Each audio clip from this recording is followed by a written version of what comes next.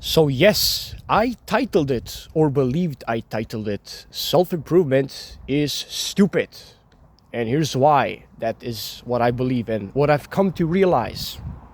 So, the reason why I now believe as I got older that self improvement is actually stupid, it is because this entire self improvement philosophy and this entire self improvement itself, or the sort of the propaganda of self-improvement, which internet spreads, by the way, is never actually driven by genuine positive emotion, right? All those habits that you do when you are on self-improvement, when you are when you're doing the sort of quote-unquote right habits, they are really driven by shame, and they're really driven by labels.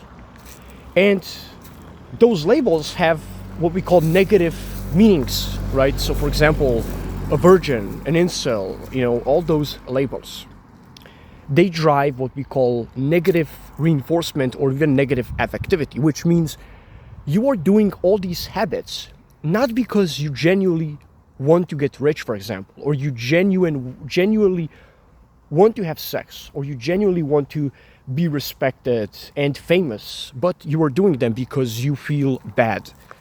You feel shame-driven. Those habits are shame-driven, and when those habits are shame-driven, you feel compelled to break out.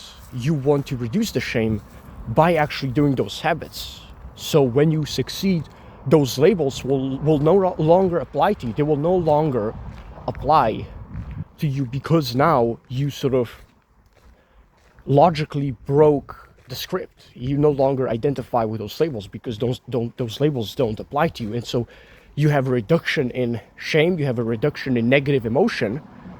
But really what's happening is you're not actually on self-improvement, because this entire cycle of doing and reducing negative emotion was never actually feeling positive emotion. You never actually learned to experience proactive motivation. Proactive motivation is when you do something not because you feel compelled to do it, or because you feel shame and the shame is driving you to do those habits, but it's simply because you actually want to get rich. There's a genuine motivation. There's a genuine sort of desire, or for example, wanting to, let's say, be famous.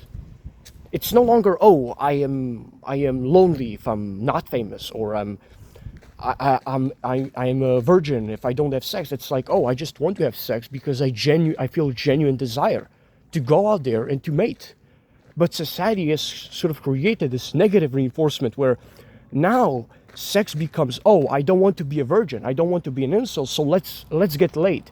So even the asexual people, why do they want to get laid, right? Because they feel compelled. They feel that they have the duty to do so. And it was never genuine. It was never about genuine positive emotion. It was never about positive reinforcement. It was about the negative reinforcement, which is sort of brings me to my grandiose point about self-improvement, that the entire self-improvement thing is driven by negative reinforcement, negative emotions. So which one do you want? Do you want your life to be driven by negative reinforcement, or do you want it to be driven by positive reinforcement, right? Because I can call you insecure. I can say, oh, you're so insecure, because you're doing it all out of negative emotion. But if I call you insecure, is that just another label you have to fight?